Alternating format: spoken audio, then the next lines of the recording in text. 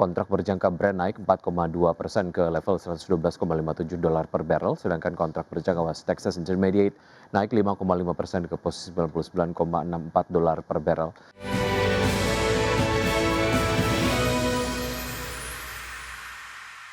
Harga minyak naik pada perdagangan di hari Jumat dan mencatatkan kenaikan mingguan mencerminkan keraguan pasar terhadap prospek gencatan senjata dalam perang Iran yang telah berlangsung selama sebulan. Kontrak berjangka Brent naik 4,2% ke level $112,57 per barrel, sedangkan kontrak berjangka West Texas Intermediate naik 5,5% ke posisi $99,64 per barrel. Harga Brent telah melonjak 53% sejak 27 Februari, sehari sebelum Amerika Serikat dan Israel melancarkan serangan terhadap Iran, sementara WTI telah naik 45% sejak saat itu. Secara mingguan Brent naik sekitar 0,3%, sedangkan WTI naik lebih dari 1%. Pelaku pasar bersikap hati-hati terhadap pernyataan Donald Trump mengenai pembicaraan dengan Iran. Seorang pejabat Iran mengatakan kepada Reuters bahwa proposal Amerika Serikat yang disiapkan ke Teheran melalui Pakistan bersifat sepihak dan tidak adil.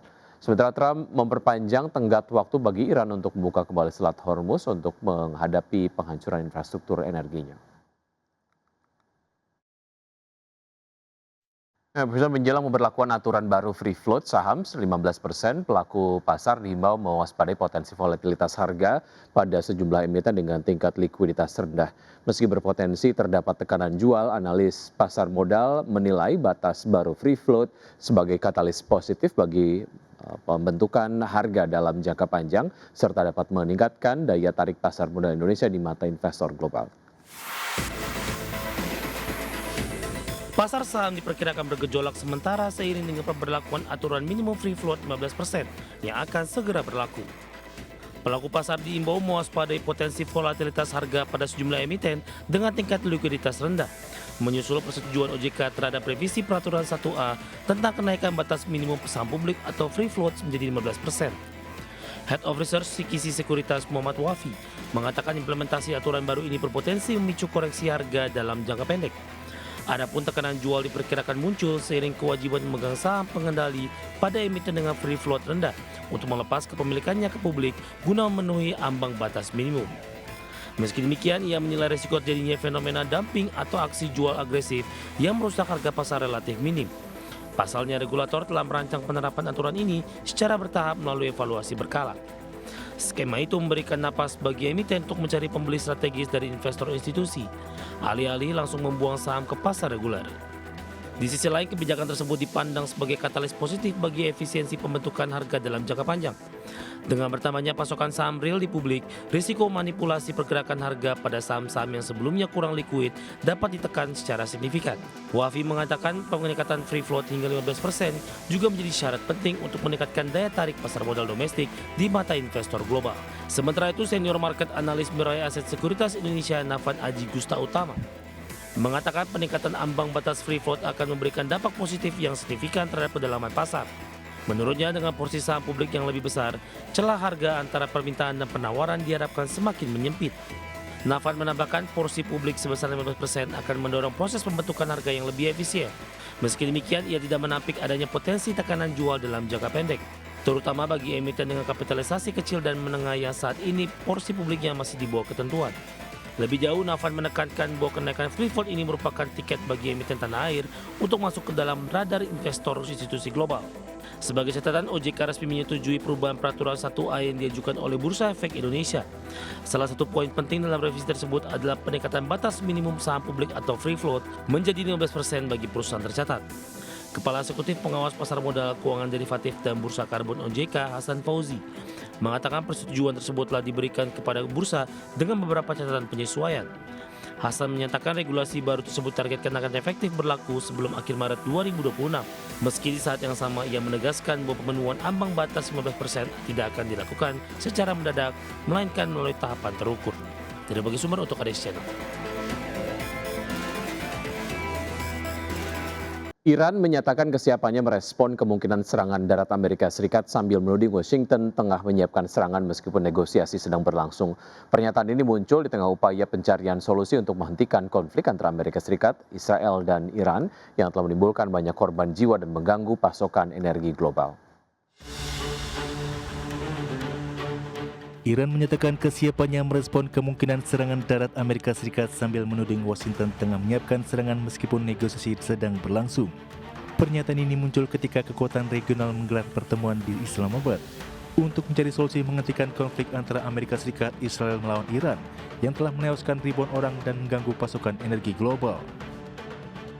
Ketua Parlemen Iran Muhammad Bakir Kalibaf menuduh Amerika Serikat menyampaikan sinyal negosiasi sambil diam-diam menyiapkan pengarahan pasukan darat. Adapun perang yang dimulai pada 28 Februari tersebut kini meluas ke Timur Tengah. Kelompok Houthi yang didukung Iran di Yaman melancarkan serangan pertama mereka ke Israel pada Sabtu, meningkatkan risiko terhadap jalur pelayaran global yang sebelumnya telah terganggu akibat hampir tutupnya Selat Hormuz, jalur bagi sekitar 20% pasokan minyak dan gas cair dunia. Sementara itu, Washington diketahui telah mengarahkan ribuan marinir ke Timur Tengah dengan kelompok pertama tiba pada Jumat menggunakan kapal serbu amfibi. Laporan menyebut Pentagon menyiapkan operasi darat di Iran, termasuk kemungkinan serangan oleh pasukan operasi khusus dan infanteri konvensional. Namun keputusan final apakah Presiden Donald Trump akan menyetujui pengerahan pasukan darat masih belum jelas. Berbagai sumber untuk ID Action. Pemirsa, terima kasih Anda masih bersama kami di Market Pass. PT Arci Indonesia Tbk mengantongi lonjakan laba bersih pada 2025 sejalan dengan moncernya pendapatan perseroan. Ya, perseroan mencatatkan laba bersih sebesar 11,82 juta dolar di tahun 2025 lalu, tumbuh hampir 10 kali lipat dibandingkan dengan raihan laba bersih di tahun sebelumnya. PT Arci Indonesia Tbk mengantongi lonjakan laba bersih pada 2025 sejalan dengan moncernya pendapatan perseroan. Berdasarkan laporan keuangan per 31 Desember 2025, perseroan membukukan pendapatan dari kontrak dengan pelanggan sebesar 496,23 juta dolar Amerika Serikat. Capaian itu lebih tinggi 72,53% year on year dari pendapatan di tahun sebelumnya. Di tengah lonjakan pendapatan, beban pokok penjualan hanya tumbuh tipis dari 227,09 juta dolar Amerika Serikat pada 2024 menjadi 286,18 juta dolar Amerika Serikat pada 2025. Pada saat yang sama, perseroan mencatat beban penjualan 476.634 dolar, beban umum dan administrasi 11,81 juta dolar, beban operasi lain 1,88 juta dolar, serta beban pajak penghasilan 63,42 juta dolar Amerika Serikat. Moncernya top line emiten tambang emas itu berimbas positif terhadap profitabilitas perusahaan. Pada 2025, perseroan mencatat laba periode berjalan yang diatribusikan kepada pemilik entitas induk atau laba bersih sebesar 101,82 juta dolar Amerika Serikat.